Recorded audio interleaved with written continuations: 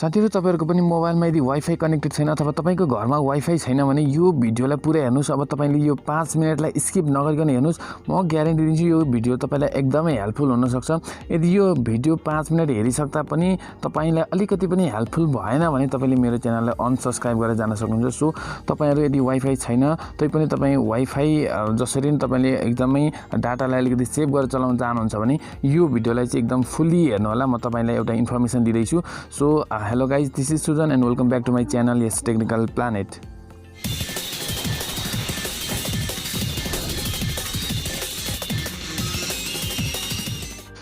साथीहरु यो भिडियोको डिस्क्रिप्सनमा मैले एउटा लिंक दिएको छु। तपाईले सिम्पली त्यो लिंकलाई चाहिँ एकचोटी ट्याप गर्नुपर्ने हुन्छ र तपाईले कुनै पनि एउटा ब्राउजरबाट त्यसलाई ओपन गर्ने एक्सेस दिनुपर्ने हुन्छ।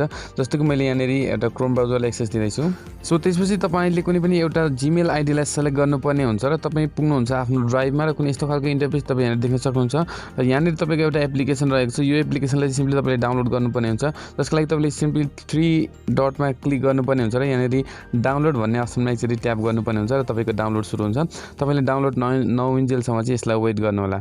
र साथीहरु हाम्रो यहाँ डाउनलोड भइसकेको छ, तपाईले देख्न सक्नुहुन्छ। र तपाई सिम्पली यो डाउनलोड भएको फाइलमा एकचोटी क्लिक गर्नुहोस्। त्यसपछि कुनै यस्तो खालको इन्टरफेस आउँछ। तपाईले कुनै पनि एउटा एप्लिकेसनलाई एक्सेस दिनु होला। जस्तो कि मैले यहाँ फाइल म्यानेजरलाई चुज गर्दै छु र तपाईले अहिले हामीले डाउनलोड गरेको एप्लिकेसनको नाम डाटल्ली भन्ने रहेको छ। तपाईले डी बाट त्यो एप्लिकेसन खोज्नु होला। जस्तो कि यहाँ हाम्रो डाटल्ली भन्ने एप्लिकेसन डाउनलोड भइसकेको छ। तपाईले सिम्पली यसमा एकचोटी ट्याप गर्नुपर्ने हुन्छ। ट्याप गरिसकेपछि यो इन्स्टल हुन सुरु हुन्छ है त। सो तपाईले यसलाई इन्स्टल गर्नु होला। सो इन्स्टल गरिसकेपछि तपाईले यसलाई ओपन गर्नुहोस्। ओपन गर्दाखेरि यस्तो खालको इन्टरफेस तपाईले यहाँ देख्न सक्नुहुन्छ। तपाईले यसलाई कन्टिन्यू भन्ने अप्सनमा क्लिक गर्नु होला। क्लिक गरिसकेपछि तपाईले यहाँनेर अलो दिने भन्दैछ, तपाईले अलो गर्नु होला र तपाईले सिम्पली ओपन युजेज एक्सेस भन्ने अप्सनमा क्लिक गरेर तपाईले यसलाई पर्मिसन दिनुपर्ने हुन्छ। सिम्पली तपाईले डाटल्ली भन्ने अप्सनमा क्लिक गरेर त्यसलाई परमिट युजेज एक्सेस भन्ने अप्सनमा चाहिँ यसलाई इनेबल गरिदिनुस् है त। सो यसलाई इनेबल गरिदिएपछि तपाईले यहाँनेर यसको मेन होम पेजमा आउनुहुन्छ। त्यसपछि तपाईले चाहिँ के गर्नुपर्ने हुन्छ भन्दाखेरि यो अप्सनलाई अन गर्नुपर्ने हुन्छ र यहाँनेर अलो भन्ने अप्सन तपाईले देख्नुहुन्छ। त्यसमा एकचोटी ट्याप गर्नु होला। त्यसपछि तपाईले यसले VPN को युजेज एक्सेस माग्छ। तपाईले यसले सिम्पली ओके गर्नु होला र ओके गरिसकेपछि तपाईको सेटिङको फेरि एउटा ट्याब खुल्छ।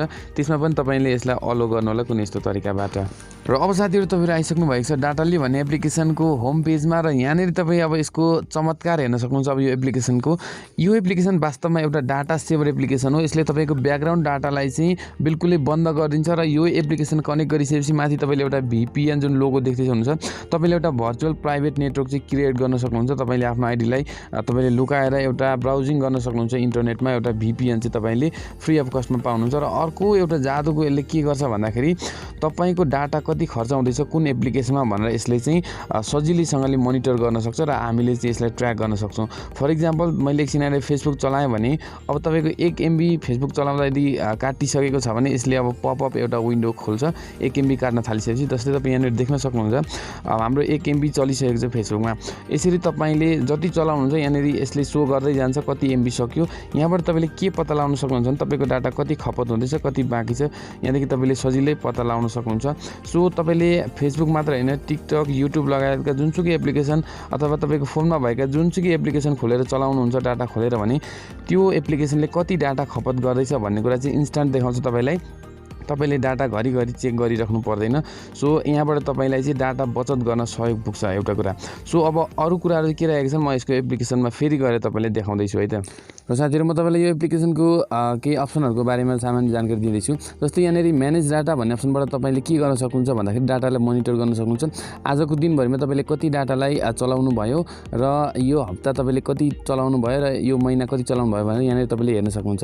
यदि तपाई डेली डाटा प्याक लिनुहुन्छ, विकली डाटा प्याक लिनुहुन्छ अथवा मन्थली डाटा प्याक लिनुहुन्छ भने तपाईको कति बाँकी छ भने यहाँदेखि तपाईले सजिलै थाहा पाउन सक्नुहुन्छ। तपाईले चाहिँ डाटा चेक गरिराख्नु पनि परेन है त। र अर्को कुरो भनेको तपाईले यहाँनेरि विभिन्न एप्लिकेसनको ब्याकग्राउन्ड डाटालाई अफ गर्न सक्नुहुन्छ जसले गर्दा तपाईको धेरै MB बचत हुन्छ है, धेरै MB बचत हुन्छ। फर एक्जाम्पल यहाँनेरि तपाई हेर्नुस् त फेसबुकको यदि ब्याकग्राउन्ड डाटालाई तपाईले अफ गर्नुभयो भने चाहिँ तपाईले चाहिँ के गर्न सक्नुहुन्छ भन्दा फेसबुकबाट चुइने डाटा जुन हुन्छ नि बढी डाटा ब्याकग्राउन्डबाट डाटा खाने त्यो चाहिँ अब बन्द हुन्छ। यस्तै गरी तपाईले हरेक एप्लिकेसन जुनले चाहिँ ब्याकग्राउन्ड डाटा खाइरहेछ त्यसलाई तपाईँले अफ गर्नु होला यहाँनिर है। अफ भनेको यसलाई यहाँबाट अन गऱ्यो भने उनीहरूको अफ हुन्छ।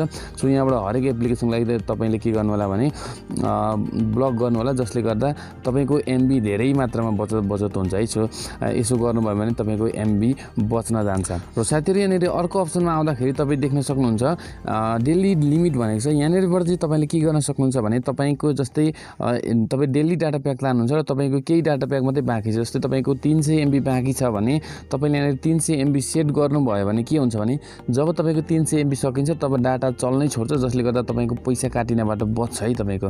सो यसरी तपाईँले यो डाटालीलाई युज गर्न सक्नुहुन्छ। यदि तपाईँको लिमिटेड डाटा छ, जस्तो तपाईँ एक दिनभरिमा म 300 MB मात्रै चलाउन चाहन्छु पनि भन्नुहुन्छ भने पनि तपाईँले के गर्नु पऱ्यो भन्दाखेरि यहाँनिर 300 सेट गर्नु पऱ्यो, अथवा कति तपाईँ चलाउन चाहनुहुन्छ त्यति सेट गरेर चाहिँ तपाईँले यो बिचको जुन अप्सन छ यहाँनिर अटोमेटिकली ब्लक डाटा भन्ने तपाईँले सिम्पली त्यसलाई पनि टिक गरेर गेट डेली लिमिट भन्ने अप्सनमा चाहिँ क्लिक गर्नुभयो भने तपाईँको के हुन्छ भने त्यति डाटा पुगिसकेपछि तपाईँको डाटा अटोमेटिकली बन्द हुन्छ, यानि कि चल्न छोड्छ। सो यसरी तपाईँले डाटालाई बचाउन सक्नुहुन्छ। त्यस्तै गरी अर्को नेक्स्ट अप्सन छ बेड टाइम भन्ने मोड छ यो। यहाँबाट चाहिँ तपाईँले यदि राति डाटा अन नै छोड्नुहुन्छ भने तपाईँको आफै यो डाटा चल्न छोड्छ। राति 11 बजेदेखि 6 बजीसम्म तपाईँले यो टाइमलाई म्यानेज पनि गर्न सक्नुहुन्छ, खासै काम लाग्दैन।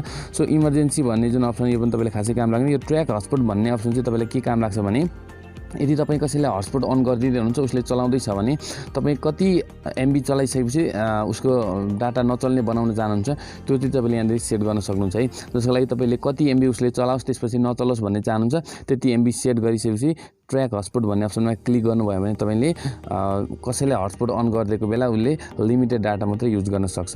सो अर्को अप्सन रहेको छ बबल ट्र्याकर। यो भनेको त अघि पनि मैले भनिसकेँ कुन एप्लिकेसनमा कति एमबी खाँदैछ, कति एमबी चलिसक्यो त्यो एप्लिकेसनमा भन्ने कुरा तपाईँले चाहिँ सजिलै हेर्न सक्नुहुन्छ। फेसबुक चलाउँदै हुनुहुन्छ भने तपाईँले चलाउँदा फेसबुक कति एमबी काटिसक्यो त्यहाँदेखि सजिलै हेर्न सक्नुहुन्छ है त।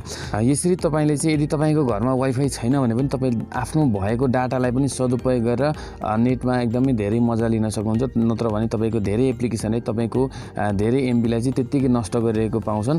यस्तो अवस्थामा तपाईँले आफ्नो डाटालाई बचाउन सक्नुहुन्छ यो ट्रिक अपनाएर। साथीहरू भिडियो कस्तो लाग्यो, मन पऱ्यो भने लाइक गर्नु होला, परेन भने तपाईँले डिसलाइक गर्न सक्नुहुन्छ र यो भिडियोलाई सेयर पनि गर्न सक्नुहुन्छ। कुनै अरू ट्रिक चाहिएमा तपाईँले कमेन्ट गर्नु होला। आजको भिडियोमा यति नै, थ्याङ्क यू।